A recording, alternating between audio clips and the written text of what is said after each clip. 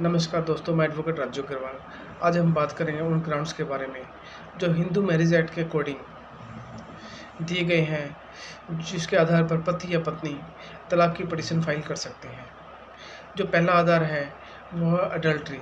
इसका मतलब हुआ सेक्सुअल रिलेशनशिप जो पति या पत्नी द्वारा अपनी वैवाहिक संबंधों से बाहर जाकर किसी दूसरे इंसान से स्थापित किए जाते हैं। इस आधार पर डाइवोर्स पिटीशन फाइल की जा सकती है। जो दूसरा आधार है वो है क्रूरल्टी। इसका मतलब है क्रूरता। अगर पति या पत्नी द्वारा एक दूसरे के खिलाफ किसी भी तरह का क्रूरता का बिहेव किया जाता है तो उस आधार पर भी तलाक की पिटीशन फाइल की जा सकती है। क्रूरल्टी कई तरह की होती है, इमोशनली क्रूरल्टी, फिजिकली क्रूरल्टी या मेंटली क्रूरल्टी। इसके लिए कुछ एसेंशियल्स है, जैसे कि पति या पत्नी द्वारा एक दूसरे के खिलाफ झूठे आरोप लगाना या पति द्वारा पत्नी से दहेज की मांग करना या फिर पति का शराब आदि पीना या नशे करना या झूठे आरोप लगाना, immoral life of the partner. इनके आधार पर भी जो डाइवोर्स पिटीशन है वो फाइल की जा सकती है। जो तीसरा आधार है वो है डिजर्शन। इसका मतलब हुआ पति या पत्नी द्वारा बिना किसी कारण से अलग रहना। अगर ये लगातार 2 साल एक दूसरे से अलग रहते हैं तो इस आधार पर भी जो डाइवोर्स पिटीशन है वो फाइल की जा सकती है।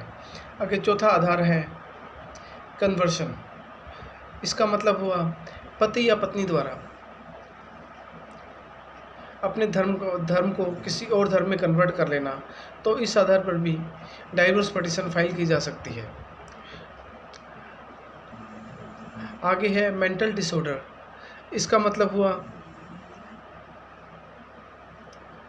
पति या पत्नी द्वारा किसी ऐसी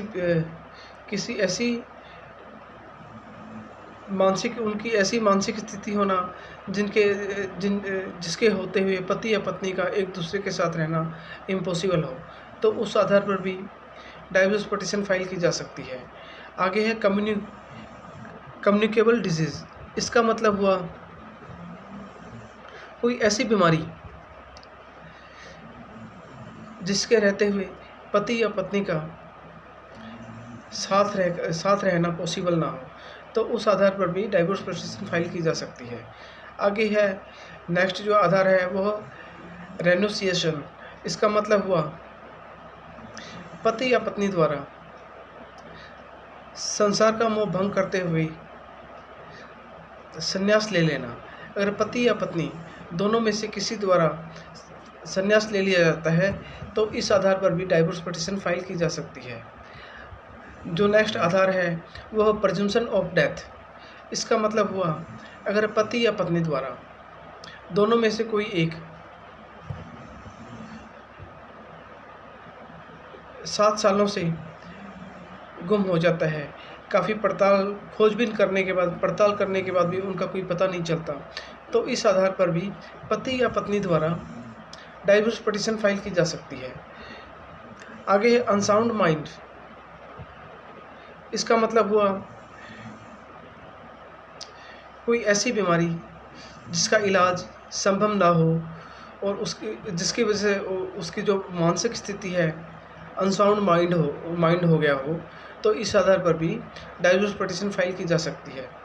तो दोस्तों, ये वो आधार हैं जिनके आधार पर पति या पत्नी द्वारा एक दूसरे के खिलाफ डाइवोर्स पिटीशन फाइल की जा सकती है। धन्यवाद।